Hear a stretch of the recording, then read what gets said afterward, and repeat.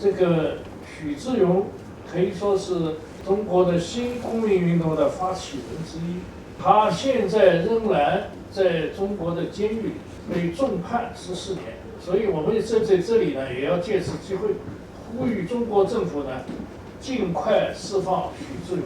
他仅仅是因为一些在维护中国公民这个意识方面做出了一些他应有的工作，仅仅是主张一些作为一个公民一个应有的权益，被中国政府打压，甚至关进监狱。所以我在此呢，借此机会呢，也呼吁中国政府尽早能够释放他。下面呢，我想请大家欢迎汤·格劳德教授，你来作为一个 speaker。非常感谢，请大家欢迎。好，谢谢。 Wonderful. So great to be with all of you tonight, and most importantly, of course, to be here with all of you to celebrate the release of this important book, 美好中国. I have my copy here, well thumbed. If you're buying your copy tonight, which I hope you all will, I urge you to read it right away. Don't put it on the shelf. Save it for later, because I will say, having known China許志永for many years and having read his works for many years, I really enjoyed the chance to reacquaint myself with China許志永, the writer, as well as the activist, thinker, analyst of China. He wears a lot of different hats in this book, and actually embraces a lot of different styles of writing, which is something else I'll try to touch on in my remarks. I also want to give a shout out to this book, To Build a Free China, A Citizen's Journey, an English language edition of China許志永writings that came out the first time that he was imprisoned back in 2014 to 2017. This is my acknowledgement that I cheated a little bit and read some of the book essays that are in 美好中国 in English, and then followed up with many of the essays in the original Chinese, and they are great in both languages. Let me say also that this event is personal for me. Again, having known, like so many in this room, having known China許志永for close to 20 years now, having been fellow at the China Law Center, as it then was, and having long discussions with him about Chinese law, Chinese politics, the future of China. Like many in this room, I remember so well his passion, his intensity, but also his sense of humor. Right, someone who had very much a dark humor about some of the undersides of China, as well as a real joy of talking about where China was going and could go during the years that he was working as an activist. I also discovered this as I was preparing for this talk tonight. China許志永and I are roughly the same age. We're both 属牛, right? Both born in 73. He is 6 or 8 months older than I am, but we're roughly the same age. And so as I was reading this book, I was also picturing the different stages of his life that he talks about in the different essays in the book through the prism of that moment in time during which we were the same age, right? I thought of him in 2003 engaging on the Zhiyong case, and just thinking what an amazing and breathtaking experience that must have been for someone at the age of 30, give or take. And then seeing him start the新公民运动, the new citizens movement, a few years later, 2009, 2012 or so, again approaching 40 or so as I was at the time. And just seeing the trajectory of his career, and if I can say this, perhaps having some greater degree of pessimism that gradual change would work. Right? I noted this, and I'd be interested to hear from all of you as you're reading through the essays, an interest in the notion of gradual change that is there in some of the earlier writings that falls away as I think he loses hope that gradual change is possible, right? And the very shift from Gongmeng to新公民运动, you could argue, is a shift from trying to find space within the system to achieve change, trying to achieve a bottom-up society-based movement, right? The very thing that the party has worked its whole life to prevent, right? He is trying to bring into being around 2012 or so. And to me, that suggests a conclusion, or dare I say, a recognition that gradual change from within the system or working with the mechanisms of the system itself are simply not possible. And then if you look to what I would call the third stage of his activism after he gets out of prison for the first time in 2017 until his arrest in early 20, you see a third stage in which he is much more interested in immediate political transition, immediate nonviolent democratic transition, and his writings reflect a more systemic critique, being much more interested in the question of what are the systemic problems that China is facing. What is it that the party, and in particular by 2017 to 2020, Xi Jinping himself, what are the changes that they have wrought? Is the long economic miracle that China has experienced finally breaking down? Why is it breaking down? Is there too much interference in the market by the party? Right? Is there too much corruption that is blocking economic growth? On and on again, taking a more systemic approach that then calls for a systemic solution. So I think you can tease out at least three different stages of Zhiyong's career through the writings in this book. And you see his vision growing wider for what needs to happen and the change that needs to happen as well. I'm going to try to do three things in the time I have. One is to focus a little bit on that first phase of Zhiyong's career from 2003 to 2009 or so, and talk about the formation of Gongmeng, activism that he undertook at that time. Then to try to say a little bit about some of the specific essays in this book and talk about Zhiyong the writer, what we can learn about his view of the world through the essays in this book.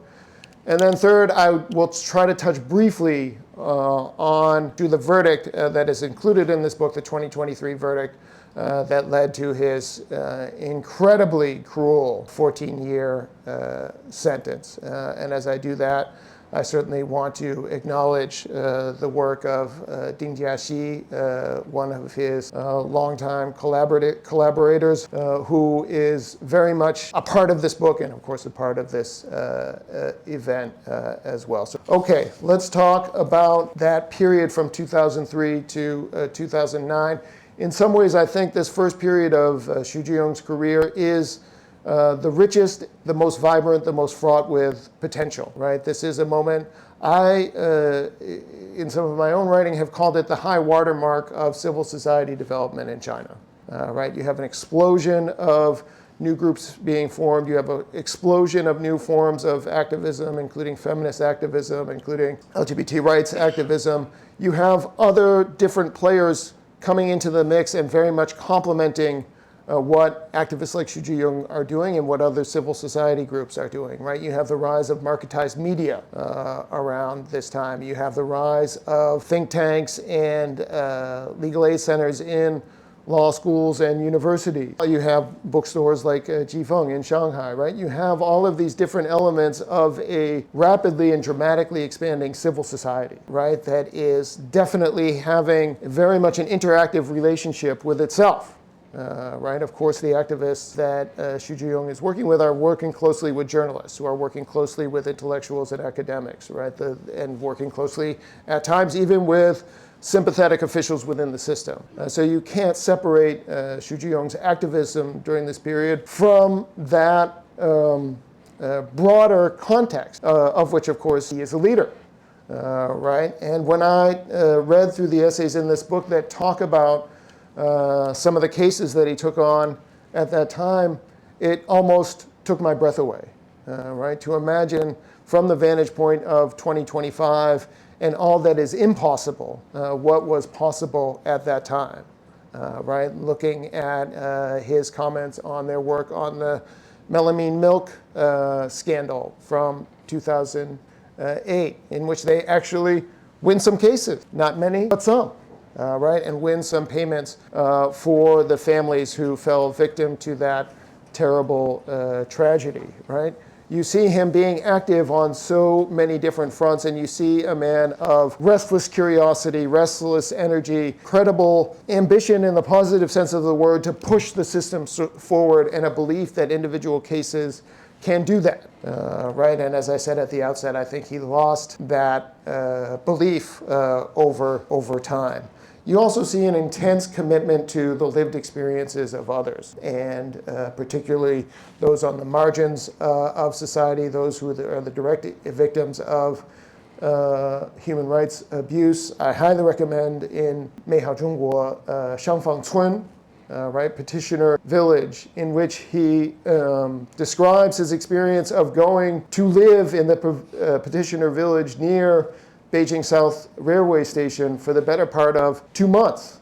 And I think all of us in this room have spent time in China or are from China, and so we know, generally speaking, what kind of conditions you would find at Xiangfangcun. And we can also take a guess how many Beida Faxiyuan graduates would choose to spend 2 months in those kinds of conditions, right? And yet he felt that he had to do this in order to understand their situation, be a true advocate on their behalf, see how the system was responding to them, actually do his job well, right? That kind of commitment runs through the book, and it's illustrated time and time again in the pages of 美好中国. I don't think I missed it, but another example of this is traveling to Tibet after the 2008 riots, right? And this too shows another element of, key element of Zhu Zhiyong's activism is the innovative approach, right? What are the new things that we can do that have not necessarily been done by Chinese civil society before? I don't know about you, but when Gongmeng published their report on the situation in Tibet in 2009, when I read the news reports of the report itself, I said, can a Chinese NGO do this? Even I, sitting at the time in New York, said to myself, no, that's crossed some line that I'd never thought of even existing, because no one would ever cross it, right? No NGO in Beijing is going to release a report on the interethnic violence in Tibet, because that's not done. And yet here is Zhu Zhiyong and his colleagues saying, this is a major issue, we have to do it.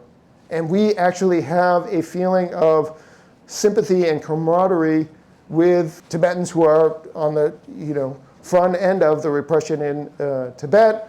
We are going to investigate the situation and see what we can do. We're going to publish a report on it. And I have no doubt that the closure of Gongmeng for tax reasons in 2009 and Zhu Zhiyong's arrest later that same year are related in part to that advocacy on behalf of Tibetans in the report that they released that year. Another aspect of Zhu Zhiyong's arrest that year that I think is interesting to reflect on from the vantage point of 2025 is that he was released after only 2 months. And the general view is that he was released in part due to international pressure. Again, reflecting on that from the vantage point of 2025, in preparation for being with all of you tonight, I had two thoughts.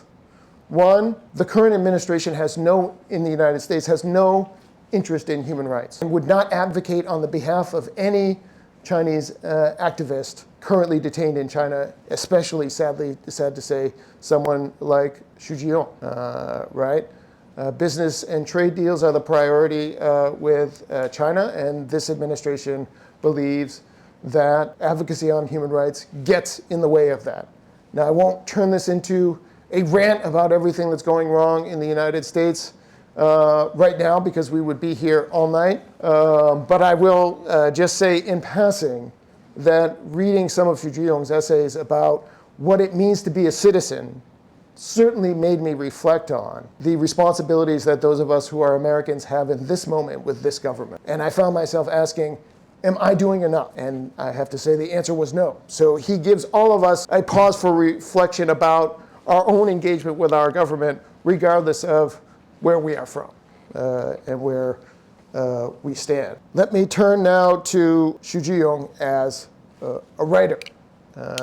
Right? This is a really beautiful, all else that it is, and all else that I hope we'll talk about in terms of Zhiyong's activism and the repression that he has faced and how he has stood up to this repression. This is also a beautiful book of essay, right, that strikes you on a literary level, right? He truly has a gift for putting you there, whether that there be the Beijing University of Post and Telecommunications, his first job after leaving Beida, or whether that be, sadly, a prison in China, or whether that be Shangfangcun, right? As you are reading these essays, you feel like you're there. He has the ability to convey a sense of place in the way that great writers often do. I would also say that his analysis is extremely trenchant, right? He tends to sort of cut to the chase of the problem in the Chinese context that he is describing. Unlike so many academics, both in the United States and in China, he doesn't code it with a lot of excess verbiage or a lot of statistics or a lot of this or that. He just tells you what you need to know to understand the problem. Crucially, his policy prescriptions are also people-focused. Time and time again, he is diagnosing the problem, and he is saying, what can we, the people of China, do about it? Right? He is not writing long recommendations for what government policy should be. He is not saying to the party, please, please, please do this. Please, please, please do that. Or please listen to me so that I can bask in your reflected glow, as too many academics do, again, both in Washington and in Beijing. Instead, his policy prescriptions are very much geared towards Chinese people, Chinese civil society, Chinese non-governmental actors themselves. And in that way, they're truly inspiring, right? Because they are calling on actors who have more agency than they realize, and urging them to take action to address these problems that too often are seen as immovable government problems that aren't going to change no matter what we do. One footnote to that is I also was interested to see in a lot of the essays that he saw agency in party and government people that I think most of us do not see, right? And he would talk about how this prison official or this legal official or this party official was either A, being an agent of repression very reluctantly, or B, trying to mitigate the repression that he or she is called upon to put into effect, right? He talks about prison officials who will say, okay, Zhiyong, you can, sit in the corner and read this book. You don't have to do the sort of labor that we're making most people do. I know who you are. So seeing that kind of agency play out and seeing Zhiyong comment on the ways that these officials very much still have their humanity, and that this humanity is a part of what could change China as we go forward, I think was absolutely fascinating. Now, let me touch briefly on three essays in specific I found particularly noteworthy. The first, Becoming a People's Congress Delegate. Right, of course, everyone in this room knows that Zhiyong actually became a Renmin Daibiao in the late fall or early winter of 2003, right, winning the election to become the representative from the Beijing University of Post and Telecommunications. In that particular essay, he tells the story of that election. And it's very much, in my view, a kind of situation. They really don't know what they're doing, right? And again, this is not surprising given the lack of transparency around election rules. They don't know what they can do, what they can't do. There's a lot of discussion of, can we hang up posters, right? Or is that considered, you cannot openly campaign, right? But can you hang up posters, or will that be seen as too much and the authorities will shut down your candidacy? And here too, again, coming back to some of my earlier remarks, you see Zhiyong preaching a line of patience, right? Saying we must work gradually within the system to move things forward. We must be understanding of the limits of what's there. He's dealing with school officials who don't want to get him in trouble and don't want to get themselves in trouble. And so dealing with their expectations of what can and can't be done is also what he is grappling with in this essay. And he concludes that the compromises are worth it. We can't push too hard, right? And lo and behold, the tools at their disposal, limited though they are enough to win, right? And the exhilarating day when Zhiyong finds out that he has won the vote, and not just won the vote, but won it by a wide margin, right? It's quite exciting reading. And it's also a glimpse of a China that circa 2003 feels even more distant than that. Again, from the vantage point of 2025. Second essay, and probably my favorite in the collection, 4 Years Afar, 远方的4年, published, I think, in 2018, after his 4 years in prison. This, to me, is one of the most beautiful essays in the collection, and also one of the most painful, right? He's describing his time in a couple of different prisons in China. Again, as I'm sure many of you recall, being convicted for creating a disturbance in a public place over his activism on behalf of migrant workers who want to have their children educated primarily in Beijing, where they are living. They do a public protest at the Ministry of Education. And this is grounds for the criminal case that comes his way. He is very insightful on that legal process. And then he tells the story of party officials first detaining him and trying to cut a deal, right? Saying to him, look, we can make all of this go away if you will just agree to give up your activist work, go on camera, let us film you saying that you renounce all of this work and that you were wrong and that you're going to go home. And you can go back to your wife and your soon-to-be-born daughter, right? This is a deal that I think most of us in that situation would be hard-pressed to refuse, right? Certainly I know that I'm not as brave as Zhiyong. But, of course, Zhiyong being Zhiyong presses on.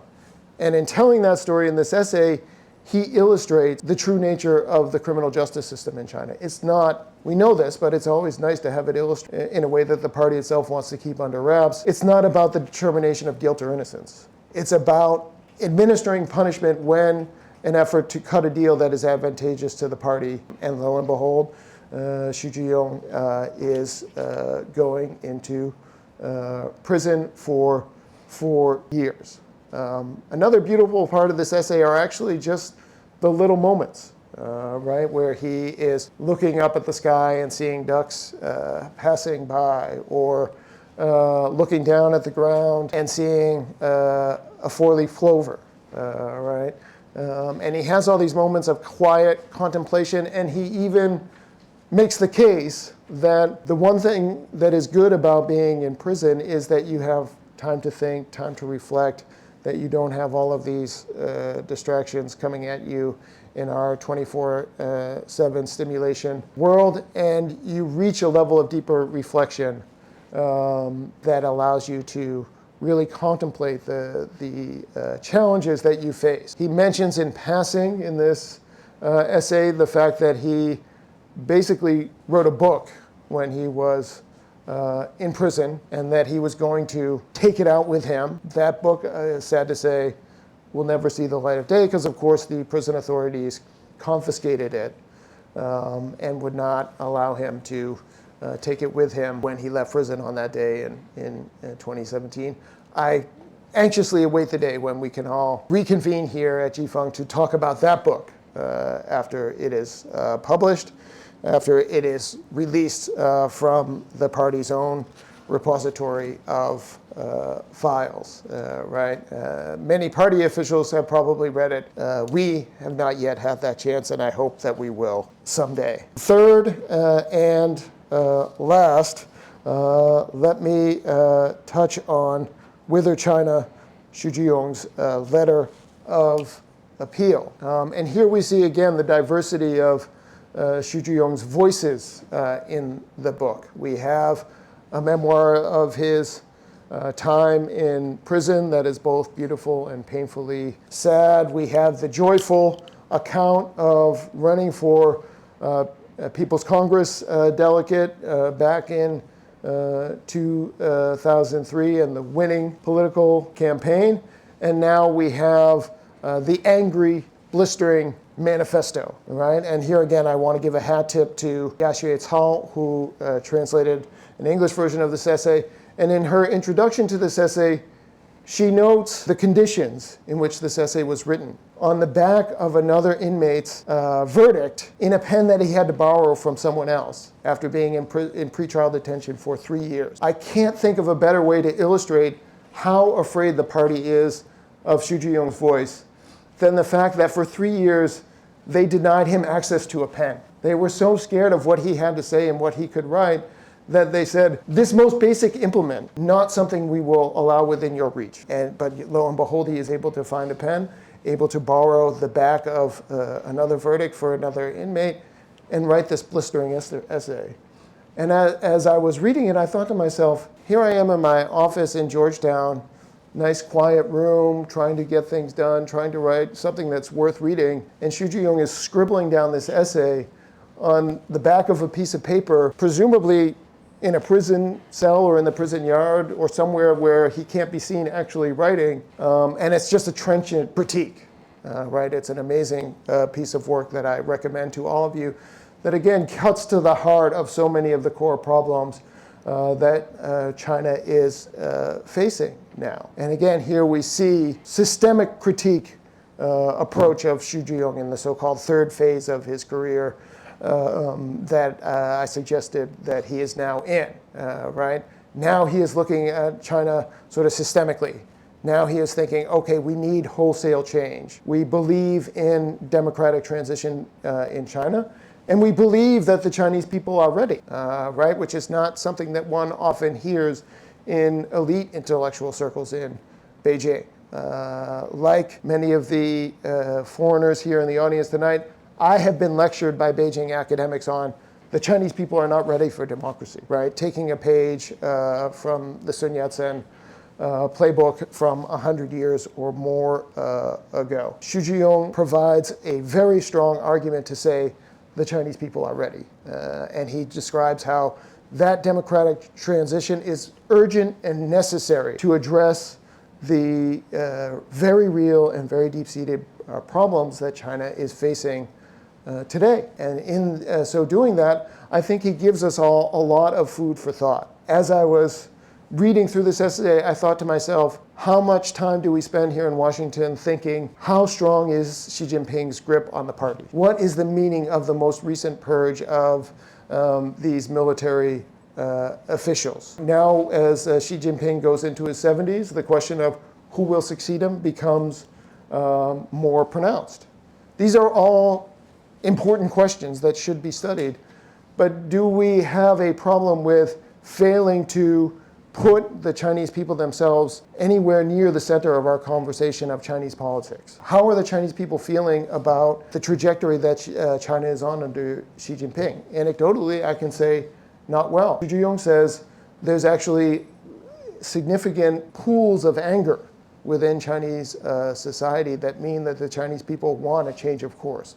I can't empirically document that to you, but I've found Zhu Zhiyong's making of that case compelling. Last but not least on this essay, I found it very interesting that he is making a case for form of movement building, right? He is saying to different groups and different actors in China, we have common cause here. House churches, we see you. Falun Gong practitioners, we see you. Prior generations of activists and intellectuals who suffered in the 70s and 80s, we see you. We have the buildings of a broader-based movement, right? And I found that effort to, again, try to weave people together and to build a common vision among these different groups, or to at least say to these different players, we are all on the same team here, to be quite compelling. And that's another vision of Zhu Zhiyong's that comes across in his work. We are citizens first, and all of these other things thereafter, and that common cause should bind us together as we try to figure out the future of a peaceful, democratic China. Now, I was going to say a word or two about the verdict in the case, which is very helpfully reprinted in 美好中国. And in the interest of time, I'll save that for the discussion. But I have to confess, rereading the 2023 verdict in his case that led to the 14-year sentence, it is deeply sad. Of course, first and foremost, sad for the fact that it led to the completely unjust and cruel 14-year sentence, but also sad for the lack of legal reasoning, right? As a law professor, if I were grading it, I would give it an F. You have what I like to call the labeling approach of Chinese verdicts that is all too common in these political cases.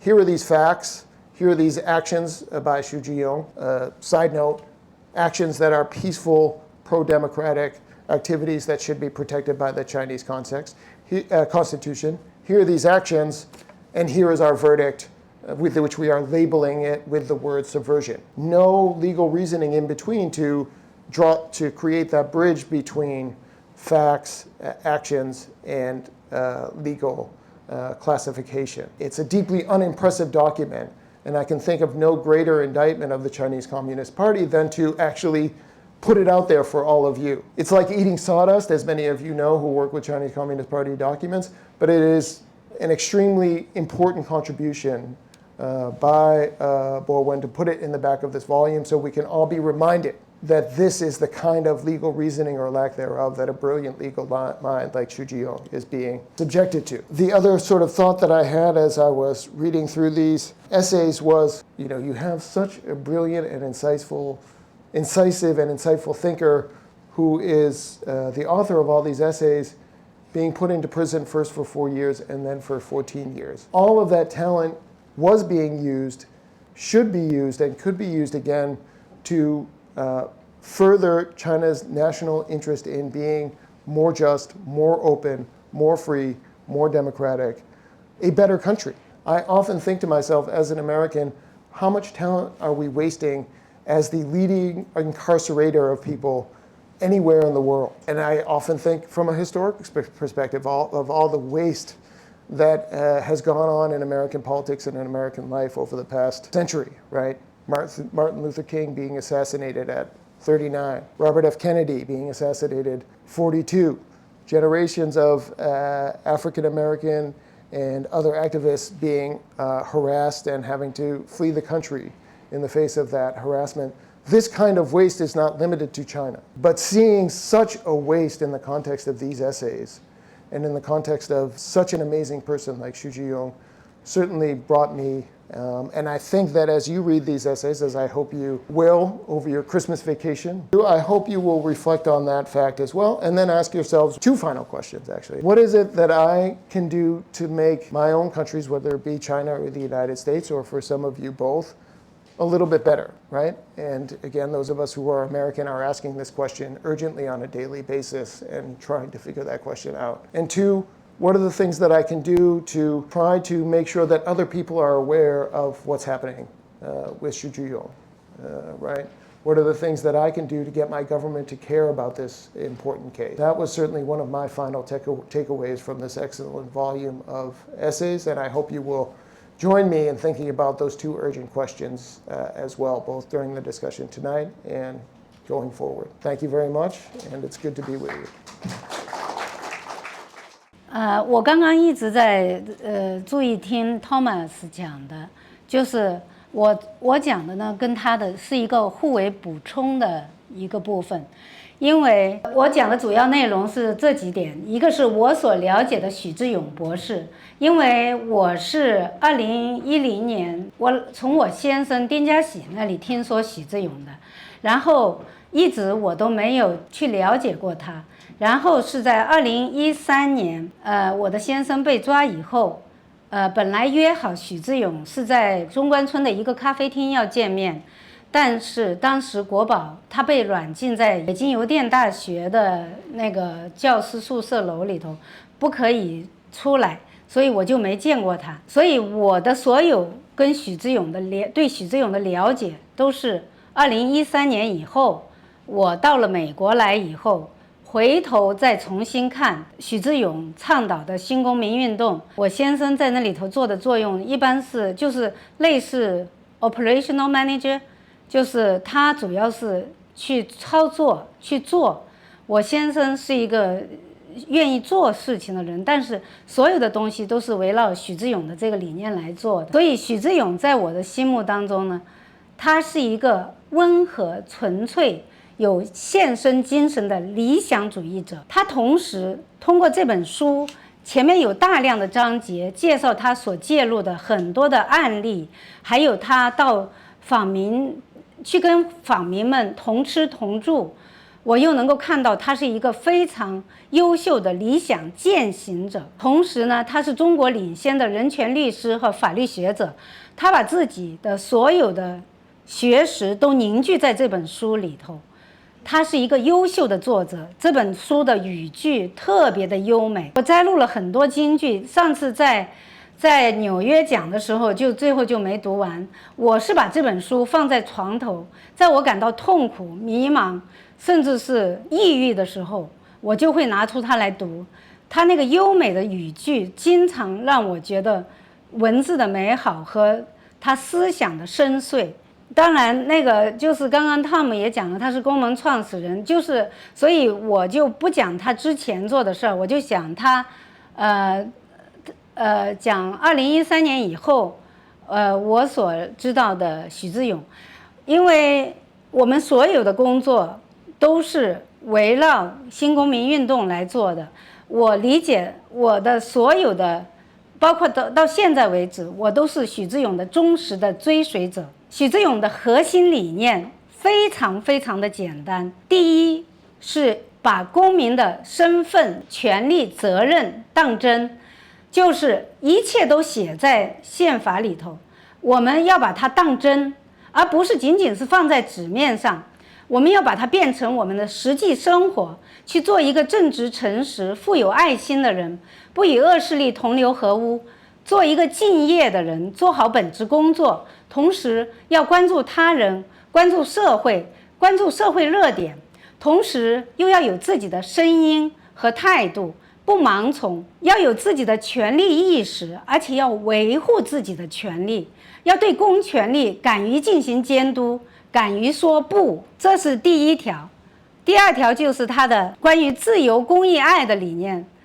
自由、公益、愛呢，是它的核心价值，这个我们都非常清楚。自由与生俱来，他这个书中有一章节就 talking about 他的理解是怎么看自由、公益和爱。他跟丁家喜两个人所做的最主要的事情就是，第一是2013年，就是新公民运动，11年到13年吧，13年就被镇压了。这个新公民运动呢，是围绕自由、公益和爱的一系列的活动。在那个许志永在2012年5月29号，发布了一个新公民运动的宣言，他就是要求那份宣言在中国人权上发表了。从2013年那些活动主要做的有几个，在核心就是做一个公民承诺，就是大家签署一个公民承诺，做自律正直，就是我刚刚说的堂堂正正做公民的那个核心理念。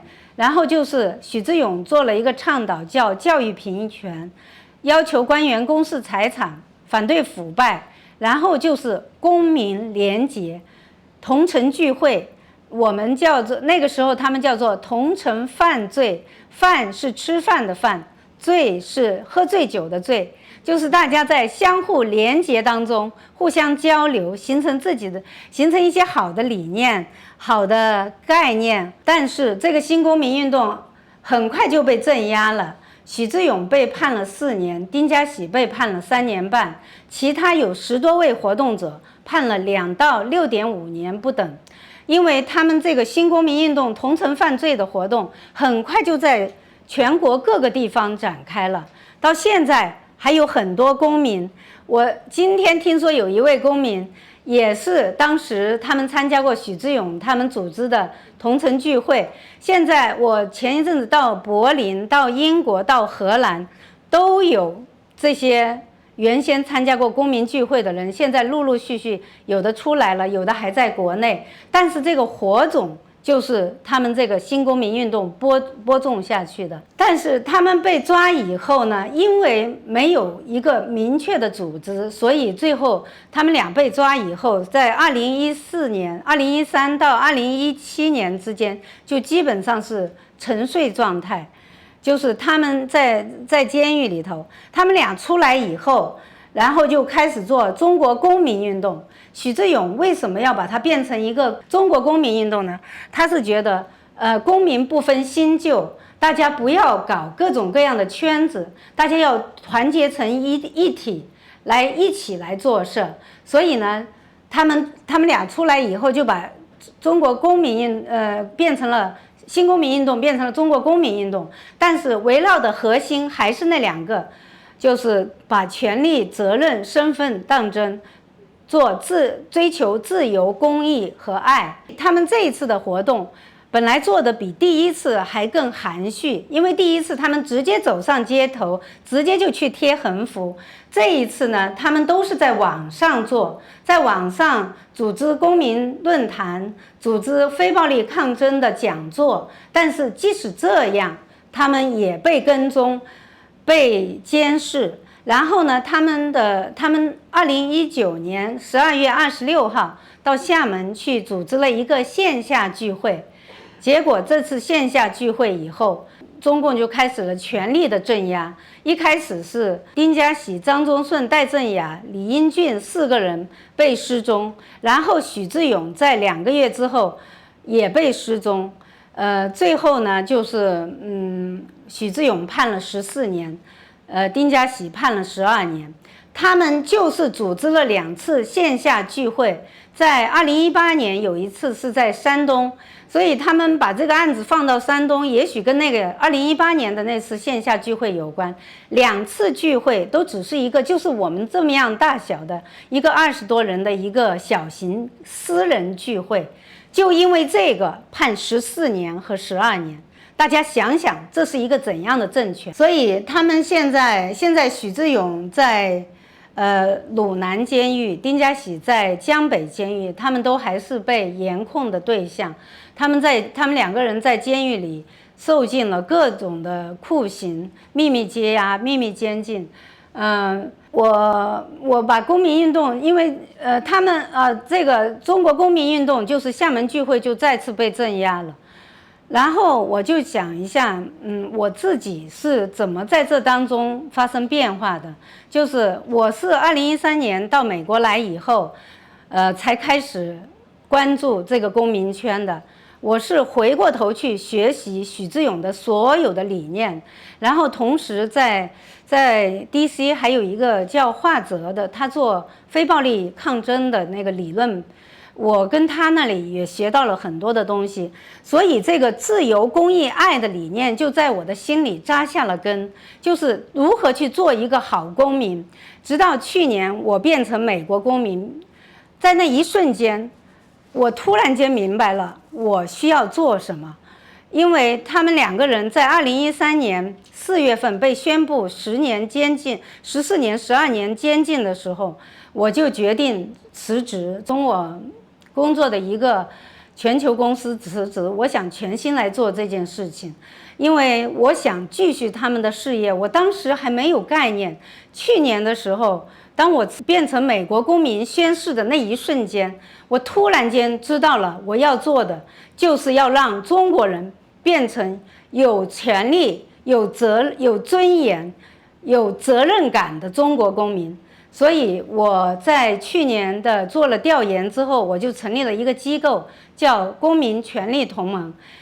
我呢是用英语的名称申请的这个机构，叫做 Alliance for Citizens' Rights。我为什么不只说中国公民呢？因为这个公民到了国外，我们可能是美国公民、英国公民、法国公民、意大利公民，但是我们的根还在中国。我们都是华人，我们在海外都有共同的愿景，就是要建设一个崇尚自由、法治与人权的新中国，建设一个充满自由、公益和爱的美好中国。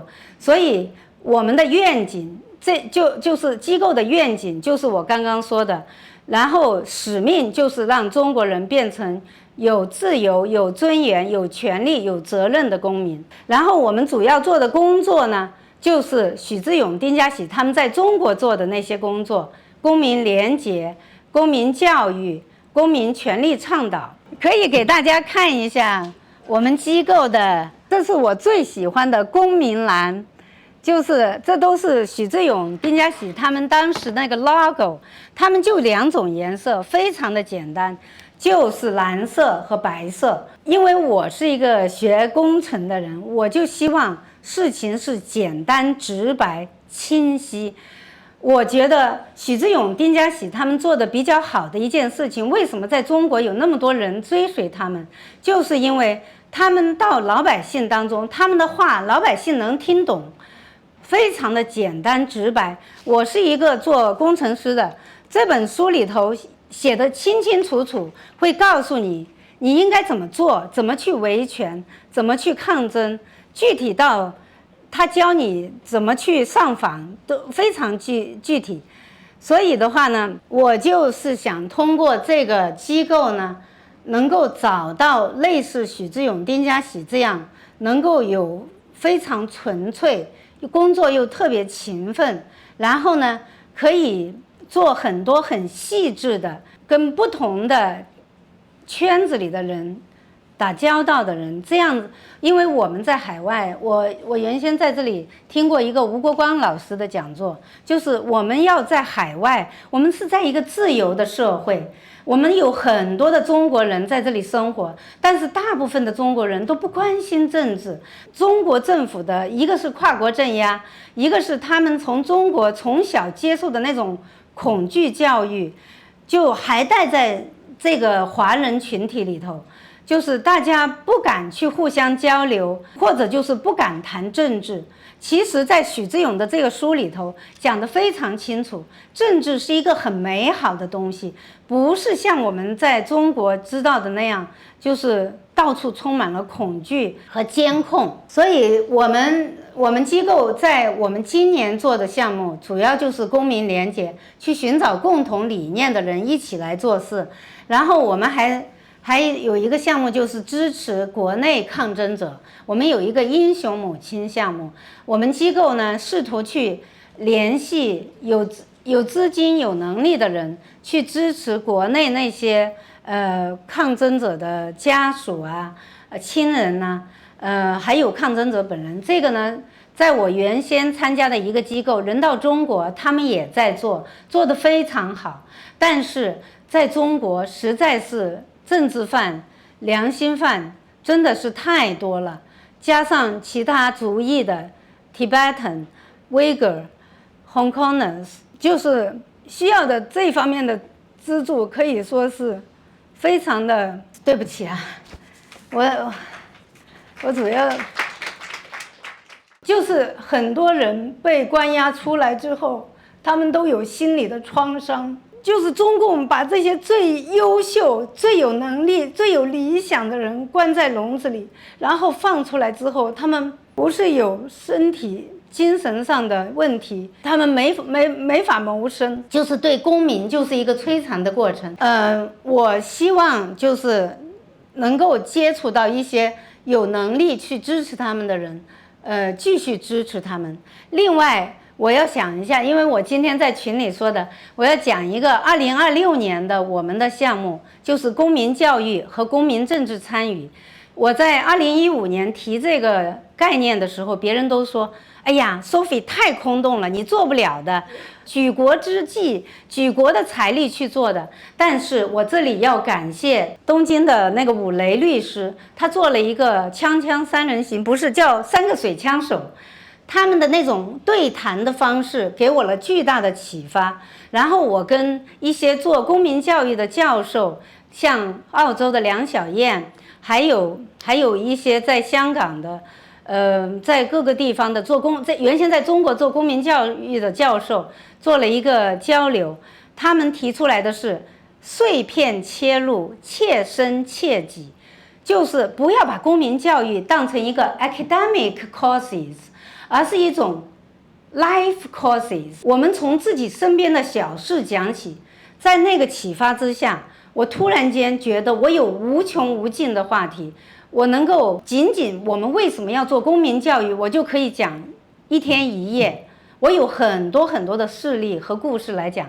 然后第二个我们要做的是社群建设，这里我希望大家去关注一个还在中国生存的青年空间，叫706青年空间，受他们的启发，而且结合我自己喜欢做运动的概念，我提倡大家去做各种各样的空间。我在荷兰讲解的时候，我看到有一位女士在下面织毛衣，我说我们都可以做那个打毛线的那个团队，就是青年空间的领域是无穷无尽的，就是去做这些社群建设。所以这就是我们2026年要做的事儿。实在是这本书太美了，我就只读一句我最喜欢的话：真正的理想主义者，我们仰望星空，脚踏实地。谢谢大家。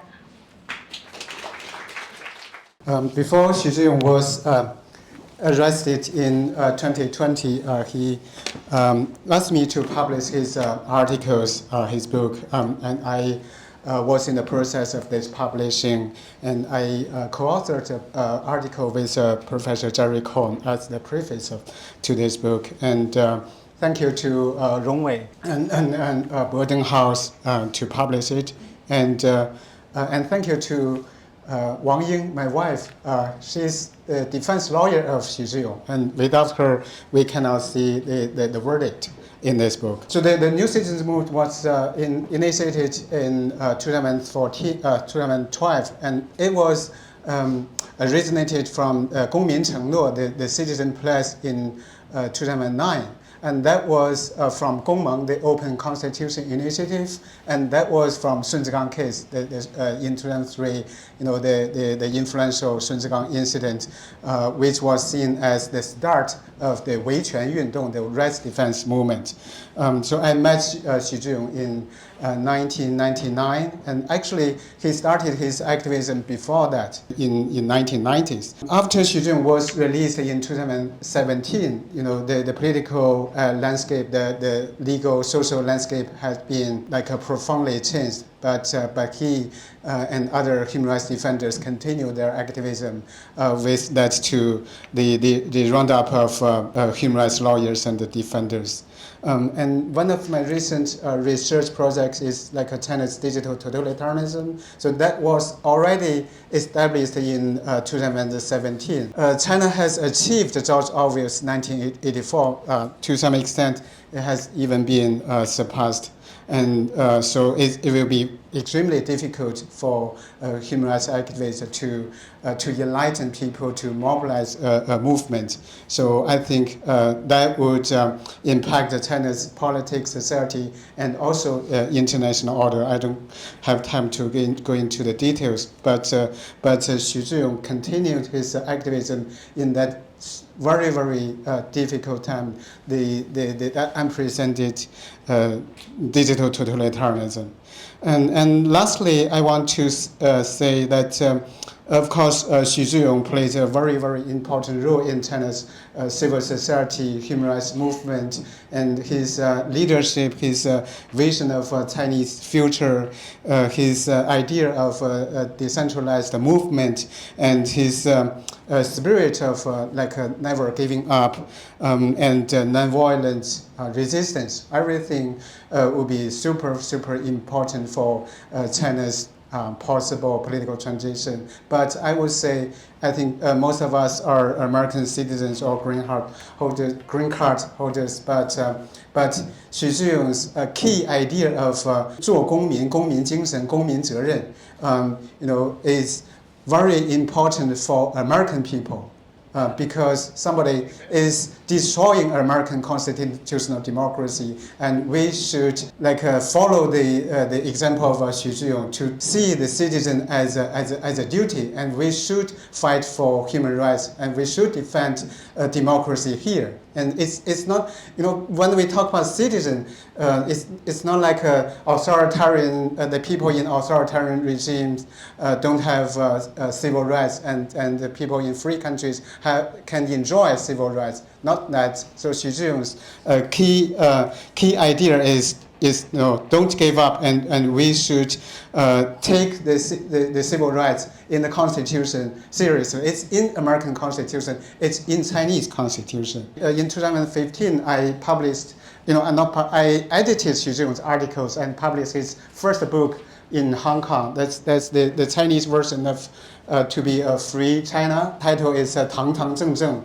做公民. Why the Chinese Communist Party cracked down this new citizens movement and the rights defense movement so brutally? Because the movement, the civil society, the human rights movement had been an increasing threat to the regime. Simply speaking, the achievement of Xu Zhiyong, the civil society and the movement is the deep reason of that crackdown. Thank you very much. My privilege to speak here about Xu Zhiyong, who I'm not familiar very much, but I did have I think one or two occasions to meet him. And I want to share the story, and it was about 2005, and I think it must be for the Gao Zhisheng, another very prominent figure of the human rights activist, being arrested. That was 2005, late, I think it's late fall. And at that time, I was working at the NYU Law School with late Professor Jerome Cohen, and he always liked to, encourage Chinese activists to fight hard against the regime. He invited me to meet a group of the lawyers. I think among them there is Li Fangping. I think some of you may know, and I think Xu Zhiyong is one of them. I don't know if Ken Biao was there or not. I don't remember. It's like the 14 or 15 people. When we're meeting, and it's getting tense because some people told us, look at the window. This is in the Kerry Center Hotel, which is we call the foreigners stay there all the time. But they say, you look at the outside the window, some suspicious people looking around, and always walking by, and that was an atmosphere. And I think Tom just mentioned that as really the time China has a potential to grow this civil society, but it's still very tense. I think a lot of us sitting in Washington or New York may not understand that's the environment for Chinese human rights fighters. And Gao Zhisheng was the last to arrive. Everybody is that time expected he's going to be arrested. But he came in and still very relaxed and criticized the government and talking about a lot of things. I mean, I'm really deeply moved by those people. And Xu Zhiyong was one of them at the time. That's a good story. I mean, I think I always come back to think about if I were among them, to live in China, working like them, what I will be. So it's really take courage to do that. That's just one thing I want to share with you. Secondly, when there was, I think it's 2013 to 2014, I represented the American Bar Association in China. We support a lot of the grassroots organization to advocate for a lot of different rights, including LGBT rights and also rights of disabilities, and also women's rights, migrant workers' rights. And everywhere I went, I always heard about the name of the Xu Zhiyong, and so they are pioneer to do the whole work. And of course, ABA is an American professional group. We've been there only for 10 years at a time. I think everybody understands the situation. We try our best to help them, but eventually ABA was kicked out next year, right after Xi Jinping took power. I think a year or two. So the Chinese civil society almost all suddenly being shut down. And let's start from the so-called foreign NGO regulation in China. So let's really single out the whole NGOs. You shouldn't do anything like the Western NGO, they're doing in their country or in China.